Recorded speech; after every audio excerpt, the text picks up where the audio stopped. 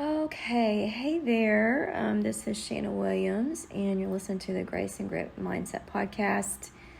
I just want to sit with you today a little bit, and this is going to be a little bit different episode. And if you've noticed, I haven't been on here in a few weeks. It's because, another traumatic event has happened in my life, so it's kind of caused me to have to take a step back and kind of just let the Lord heal my heart a little bit, But I want to do this podcast today, and I'm going to try to keep myself from crying about, I guess it's been almost 2 weeks ago, my little dog Lex, which I talk about in my book and I talk about on this podcast. Sometimes you'll hear her little feet clicking in the background, and I think she even barked once or twice, but she was kind of my buddy, and she hung out with me. Well, she was my buddy. She was my best friend. And she hung out with me in my office all the time. So you probably heard her sometimes. But about 3 weeks ago, we discovered a swollen lymph node on her neck. And, I thought over the weekend, I think we'll just see if it comes down by Monday. And it didn't. So that next Monday, we made an appointment, got her into the vet. And the vet said, well, let's just see if it's an infection. Let's just give her antibiotics. And so we tried to do that for a couple days and noticed it was getting bigger and bigger and bigger. And then it looked like some kind of growth was happening on the side of her neck, all the way around her neck. She started really urinating constantly, drinking tons of water, not eating as much. So we knew something serious was going on. And so we had to take her back in that Friday, thinking they were just going to say, hey, she does have cancer, but we thought we would have a little more time with her.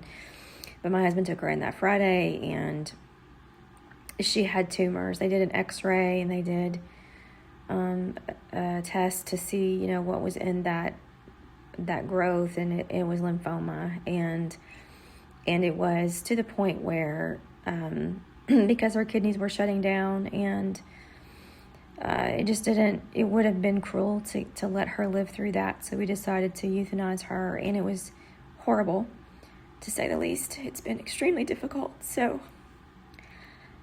I just wanted to jump on here because I just wanted you to know, if you're going through something super hard and you're grieving, you're not alone. And even if it is your dog, even if it's your cat, even if it's something, maybe a relationship ended, or maybe you're walking through financial disaster, which I have done so many times. Maybe it's just something really hard. You've lost something very dear to you. I just want you to know you're not alone. And honestly, I'm probably the most honest podcaster, teacher, author, one of the most honest people out there, because I don't talk to you from a place of having it all together. I talk to you from where I really am. And this is a really hard place. And so the first few days after it happened, my husband and I were both tore up.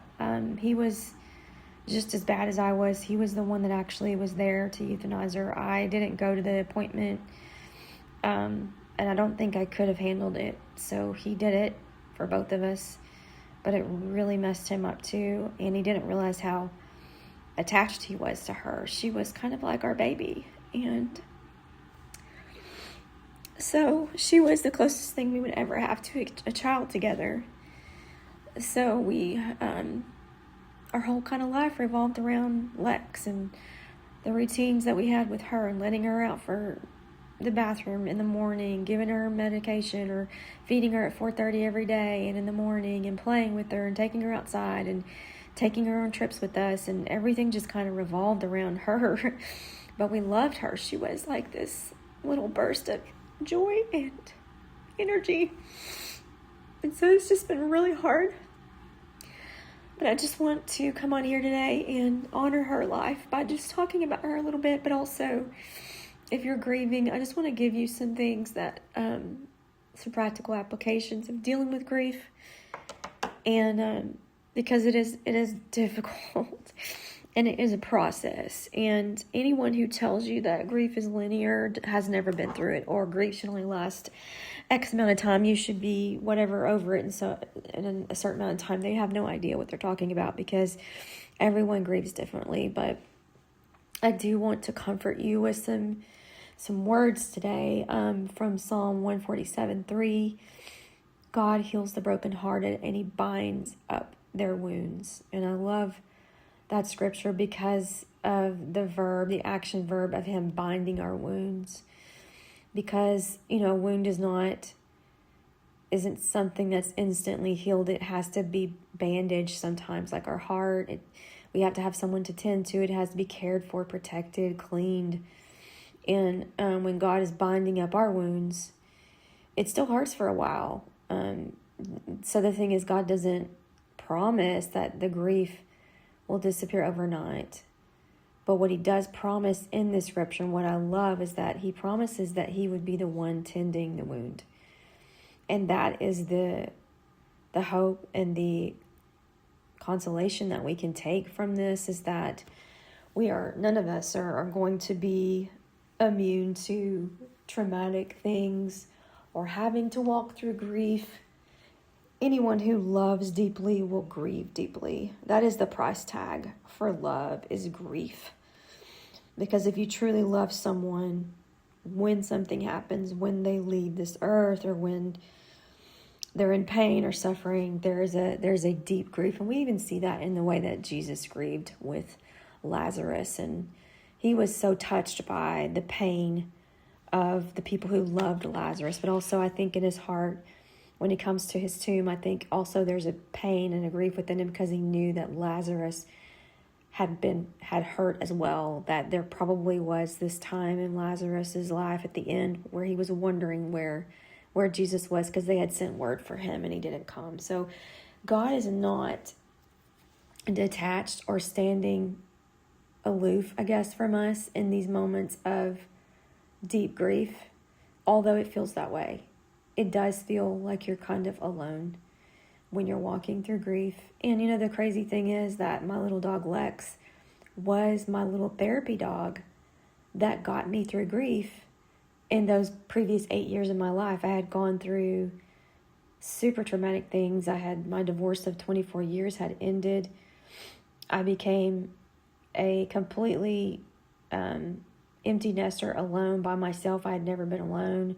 My daughter got married and moved out right before my ex-husband filed for divorce, and I had to find a job and support myself. All these things I'd never fully had to do by myself. It was overwhelming. And then I married Mike about 6 or 7 months after that, 8 months after that, I guess. And so, we had our own trauma we've walked through. I'm sure you know about some of that if you listen to me very much, but I would encourage you to go listen to the Marriage Altar podcast, because our story is there as well.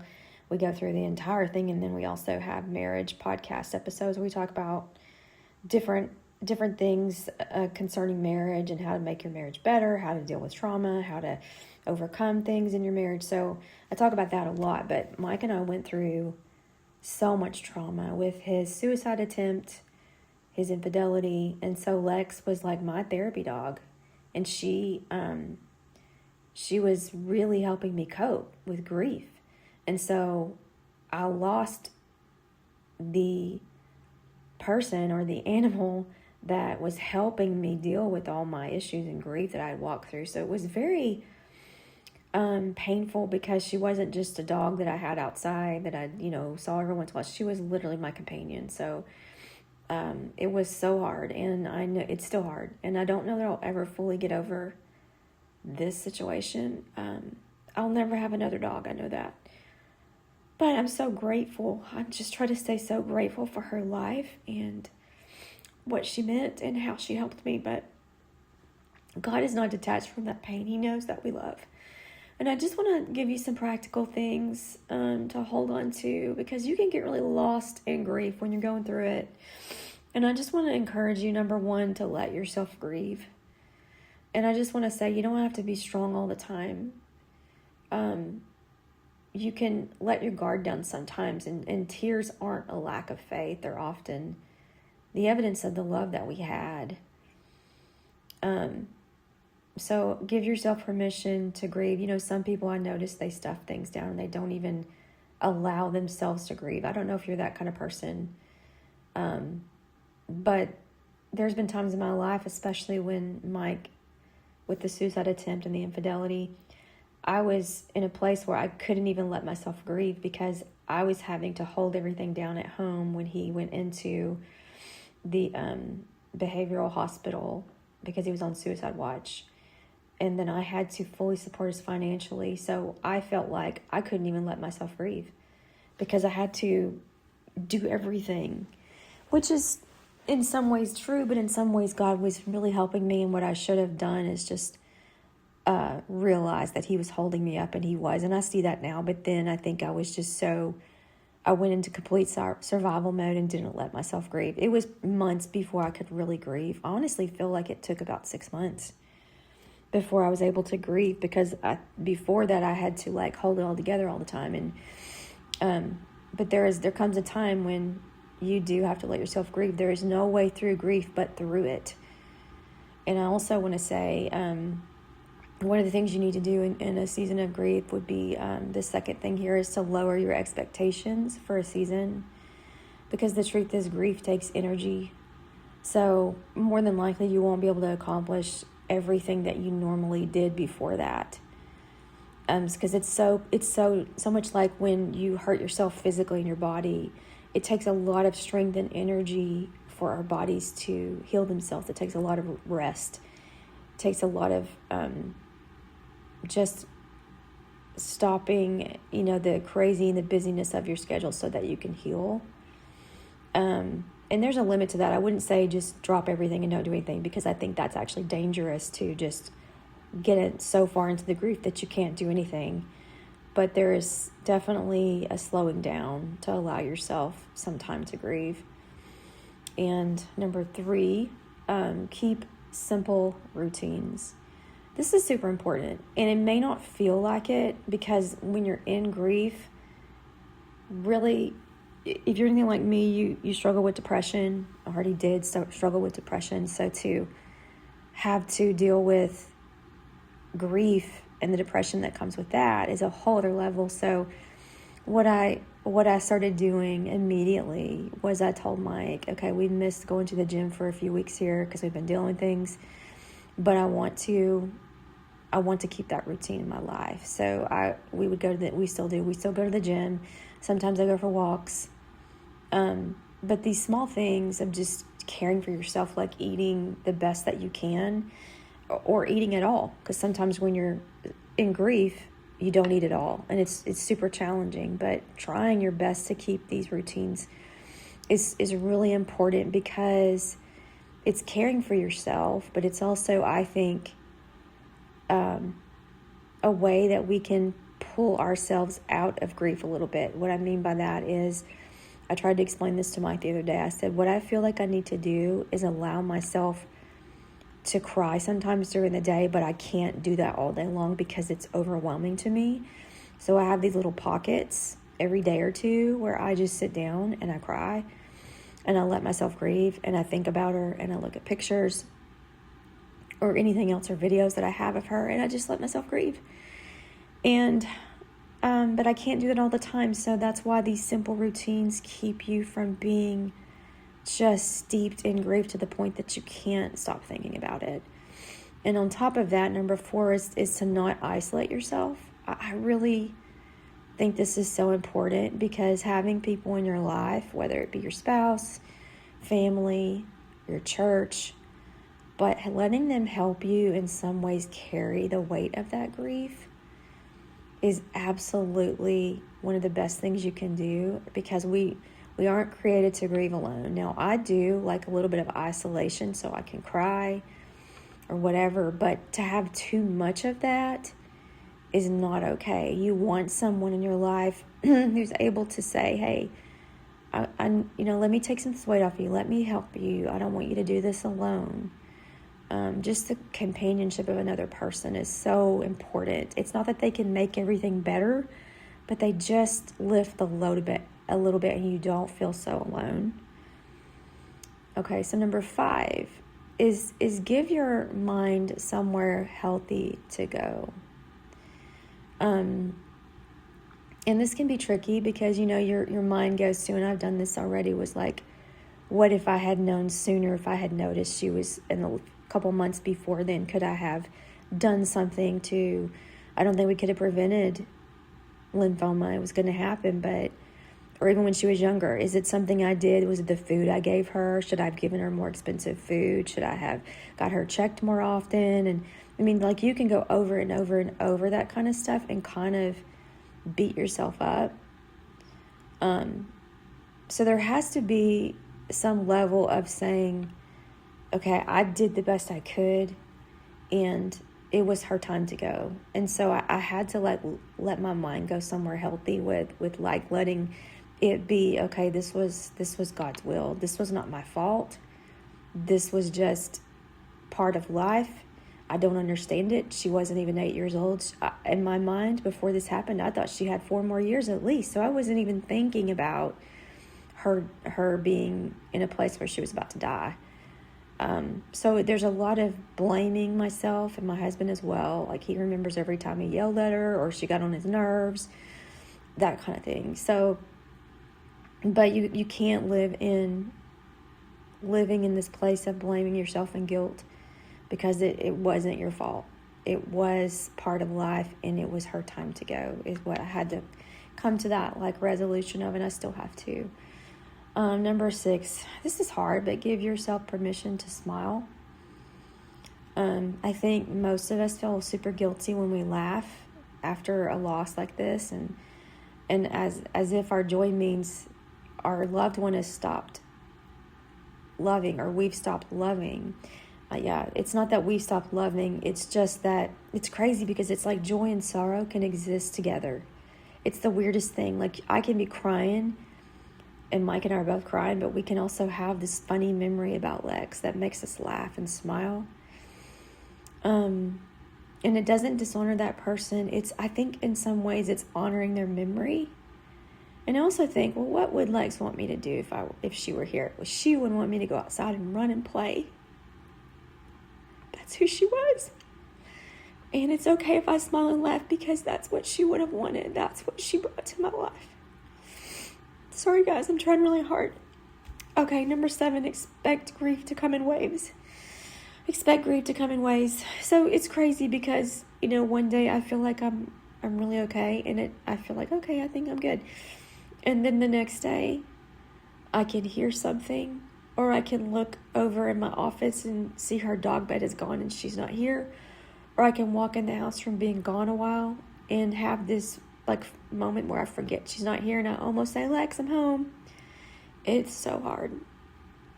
It's part of the journey, and I want to say, these waves, that grief comes in waves, and at first it's like you're drowning in an ocean and you can't catch your breath. But as it goes along, you do become more stabilized, and the waves aren't as big and overpowering. It's still there, but it seems like it has less of a catastrophic, overwhelming feeling in your heart. It lasts for just a few minutes, and then, for me anyway, and I can't imagine, like, if you lost a person, I'm sure it's much more difficult than it is to lose an animal. So I don't want to downplay that, but I would say in the same regard that it is getting easier for me of losing my dog.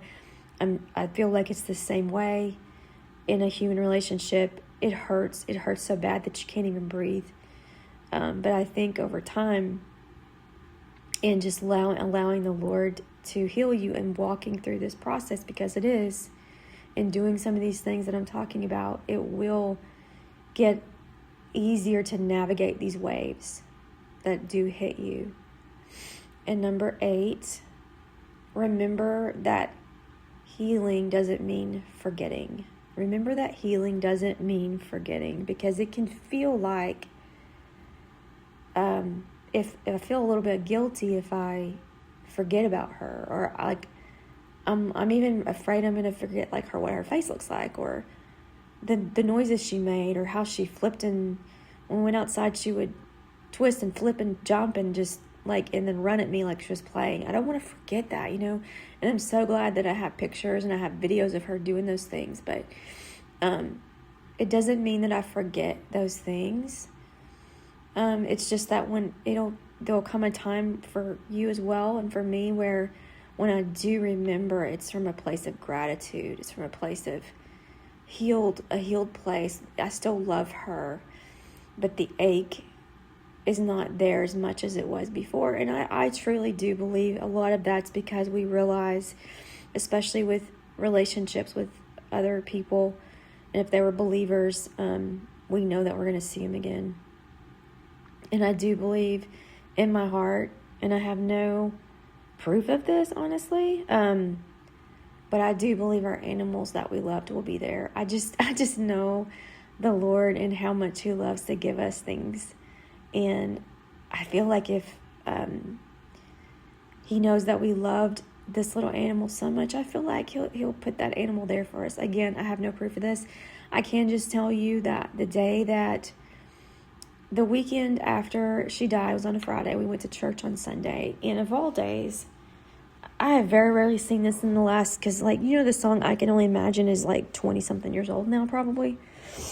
And of all the days that our church would sing it, they sang it that day. And I felt like it was the Lord speaking to me and Mike, imagine her. You can only imagine this, but she's here with me. I just felt like in my heart, that's what He was saying to me. And it brought me comfort, because one of my fears and one of the things that hurt the most was I'll never see her again. But I feel like I will. I really will. And that brought me some comfort. So the truth is, God doesn't erase our memories, but He does heal the wounds so we can remember with the gratitude and not so much pain. And I know that's true, because I had another dog that I had for 12 years, and she was very dear to me, just like Lex. I just had her in a different season of my life. My life wasn't as traumatic. I thought it was back then, but it wasn't. But it was hard, and I remember grieving a lot with her as well, but I wasn't alone. I had a family around me at the time, so I don't remember it being this hard. But what I do know is when I think about, her name was Ginger, when I think about my first little dog, Ginger, I laugh. I just think about the funny things she did, and I don't have a deep sadness anymore in my heart. So I do know that healing happens, and it does change our perspective. And I just want to leave you, this is not a super long episode today, but I just want to leave you with this thought from Psalm 147. Again, I want to read that one more time for you. He heals the brokenhearted, and He binds up their wounds. And so I don't want you, if you're grieving, to feel like God is scolding you or rushing you. According to this scripture, it says that He binds up our wounds. And that's the picture that I want us to carry with us right now, is that He's tending to us. Maybe we can't feel it. I don't know if you've ever broken a bone or had to be in the hospital, but when your nurse or doctor or loved one has to wrap your wound or unwrap it to treat it or whatever, you're not thinking about that person being there with you. You're thinking about how much that pain, how much it hurts how much it hurts what they're doing right now. They're tending to the wound. So I feel like that's some of the reason we can't feel God a lot of times in our grief, is because we're in so much pain that anything He is doing, we're just not aware of it. But I really believe that He is constantly sending reminders to us that He's with us and that He loves us. Whether that be through our loved ones or Him giving you something special that day, like the day that He gave me that song at church, or just little things that we know are reminders because they're so personal. For you, it might be maybe something you see in nature, that like a butterfly, or maybe you see something that just is, it's a very clear message to you from God that He's with you. And I just want to encourage you to look for those things, because even though you can't feel Him right now in the moment, I promise you He's with you. And if you look around you, if you can just pull yourself out of the grief enough to look around you and notice that he's still doing things and sending you reminders and messages that he loves you. And even through the people that love you, let them love you and let them be an extension to you of how he feels about you and how he is binding up your wounds. So I don't know, just I hope that this helps you today. I hope that, I don't want to say I've encouraged you because it's hard to be encouraged when you're in grief, but it can be comforting to you. I guess I'll say that. I pray that this message comforts you in some way, meets you right where you're at. And I'm sorry that you're grieving right now if you are. And I understand, I'm right there with you. But he is the God who binds up our wounds and he never leaves us. So yeah, I want to just pray us out today. Father, I thank you that you are the good shepherd and the great physician. And you're always with us, leading us, guiding us, but also binding our wounds, even in ways we don't understand or can see. And I just pray for anyone listening who's really struggling with grief right now, that you would send them a tangible sign that you are with them in their grief. Whether it's something small that it doesn't, maybe wouldn't mean something to anyone else, but to this specific person, it's a clear sign that you are with them and that you're binding their wounds and you're tending to them. I thank you so much for your love and your care. And I thank you that you hold all of these things dear in your heart, all of these people we've lost or animals we've lost. You hold those dearly in your heart for us.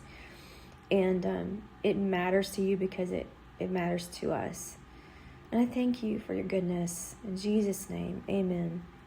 Thanks, friends, for listening. And I hope next week when I come back, I can start a new series with you that will be encouraging. And until then, I pray that you are blessed. Hey, make sure you check out shannonwilliams.com for blogs and resources and other podcasts. Make sure you like and subscribe wherever you do listen to podcasts so that you can not miss an episode. And until then, I'll see you soon.